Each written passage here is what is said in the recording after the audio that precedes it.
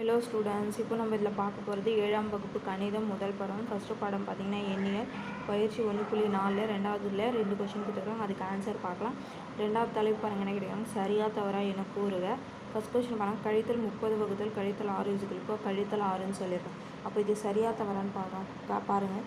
கழித்தல் 30 கழித்தல் 6 பாருங்கள், கழித்தல் கழித்தல் கேன்சல் ஆகிடும். 4 6 6 IR 30. அப்போ ஆன்சர் என்ன வருது, 5.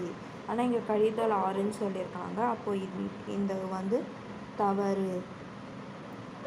ரெண்டாவது கொஷின் பாருங்கள் என்ன கேட்டீங்க, கழித்தல் 64 வகுத்தல் கழித்தல் 64னா 0ன்னு சொல்லியிருக்கோம். பாருங்கள், கழித்தல் 64 வகுத்தல் கழித்தல் 64 கழித்தல் கழித்தல் கேன்சல் ஆகிடும். 1 64 64 1 64 64.